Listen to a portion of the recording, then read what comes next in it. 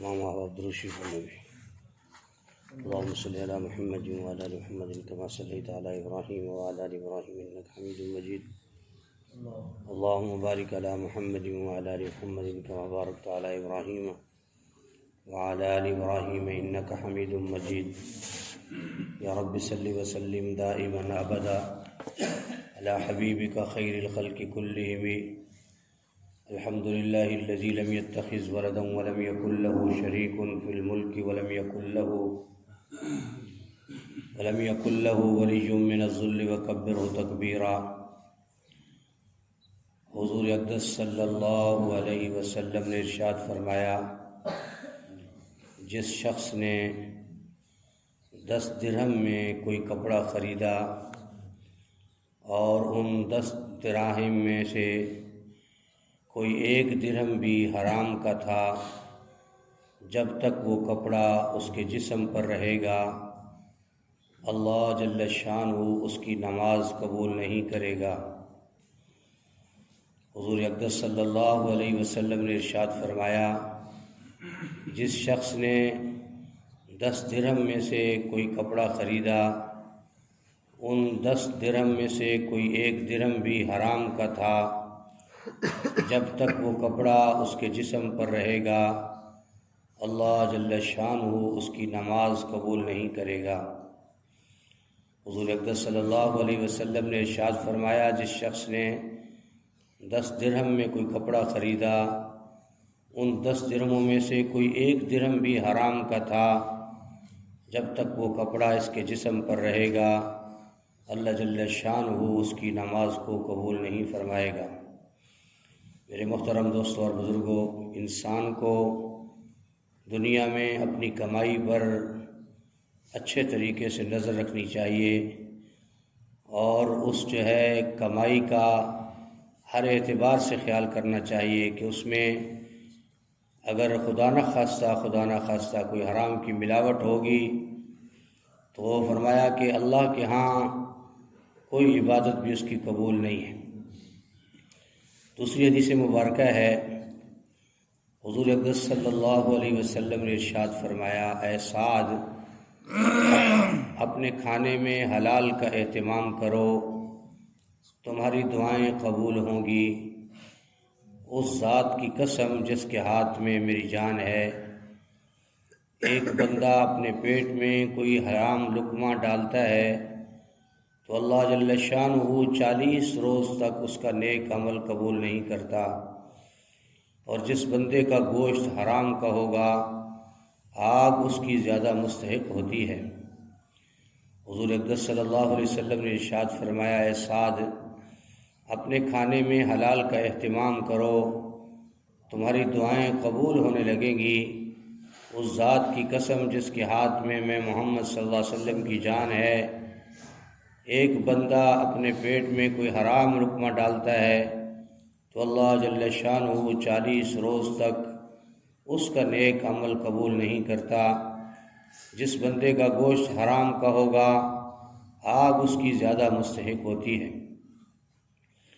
تیسری حدیث مبارکہ ہے، حضور صلی اللہ علیہ وسلم نے ارشاد فرمایا، خدا اس بندے کو پسند کرتا ہے جو ایماندار ہو کر کسی ہنر سے روزی کماتا ہے۔ حضور اقدس صلی اللہ علیہ وسلم نے ارشاد فرمایا، اللہ اس بندے کو پسند کرتا ہے جو ایماندار ہو کر کسی ہنر سے روزی کماتا ہے۔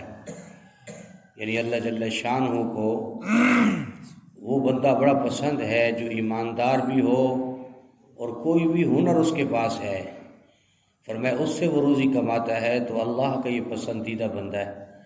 تو میرے محترم دوستوں اور بزرگوں، کسی نہ کسی ہنر کا سیکھنا یہ بھی اللہ کو بڑا محبوب اور پسند ہے۔ حضرت داؤد علیہ السلام اللہ کے پیغمبر ہیں، اللہ نے ان کو زرہ بنانے کا علم دیا تھا۔ لوہے کو ہاتھ میں پکڑتے تھے تو لوہا پانی کی طرح نرم ہو جاتا تھا، جس سے زرہ بناتے تھے۔ اللہ نے حضرت ادریس علیہ السلام کو فرمایا کہ درزیوں کا کام سکھایا اور زندگی بھر وہ درزیوں کا کام کرتے رہے۔